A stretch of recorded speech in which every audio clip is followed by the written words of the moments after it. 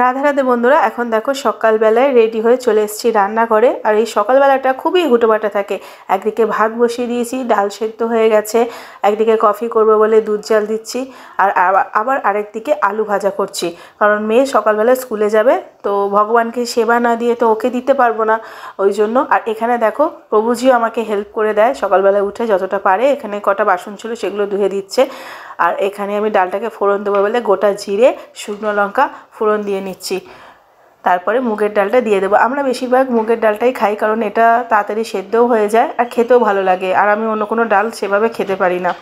এরপরে দেখো ভগবানকে সেবা দিয়ে দিয়েছে প্রভুজি। তোমরা ভগবানকে দর্শন করে নাও। এখানে ভাত, ডাল, আলু ভাজাই করেছিলাম টিফিনে। তারপরে হচ্ছে দুপুরবেলায় আরেকটা কাজ শীতকালে সবারই বেড়ে যায়, এই আলুগুলোকে ধোয়া। নতুন আলু ধুতে এত বিরক্ত লাগে।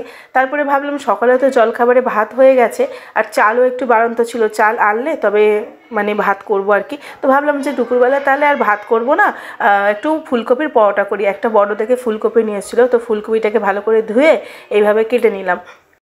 এখানে ফুলকপির পুরটা প্রথমে কড়ার মধ্যে তেল দিয়েছিলাম, গোটা জিরে ফোড়ন দিয়ে, তারপরে নুন, হলুদ, মিষ্টি পরিমাণ মতো সব কিছু দিয়ে ফুলকপি যে কাঁচা ছিল সেটাকে একটুখানি নাড়িয়ে নিয়েছি, মানে এরকম জলটা শুকনো করে নিয়েছি।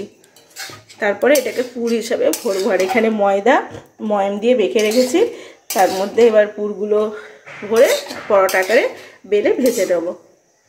এইবার পুরগুলোকে এরকম আটা নেচির মধ্যে ভরে নিয়েছি।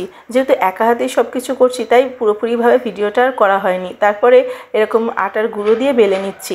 চাইলে তেল দিয়েও বেলা যায়, তবে আটার গুঁড়ো দিয়ে বেললে খুব আটকায় না, খুব স্মুথ বেলা হয়। এরপরে দেখো তেল দিয়ে ভেজে নিচ্ছি। আবার এটাকে ঘিও বাটার দিয়েও তোমরা চাইলে ভাজতে পারো, আরও বেশি টেস্ট হবে। আর এইখানে ওইটা ভাজতে ভাজতে দেখি একটা পাখি এসে আমার জানলায় দাঁড়িয়েছে।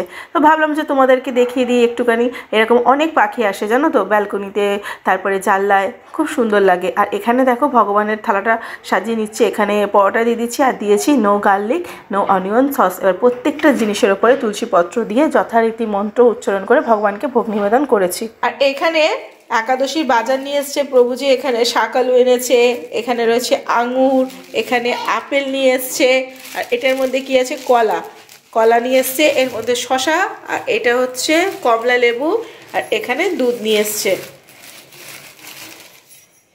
এই হচ্ছে একাদশীর বাজার, কালকে পুত্রদা একাদশী, তার বাজার।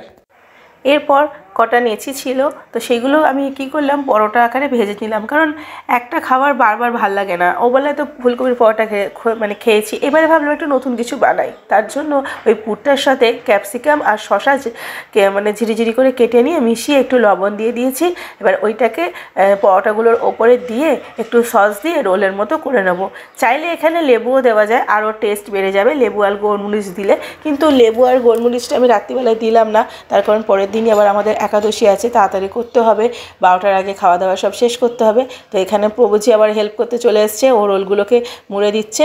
এইভাবে সমস্ত রোলগুলো তৈরি করে নিয়েছে। এবার ভগবানকে দেখো সেবাও দিয়ে দিয়েছে। তাহলে আজকের ভিডিও এখানে শেষ করছি বন্ধুরা। রাধে রাধে, সকলে ভালো থেকো, সুস্থ থেকো।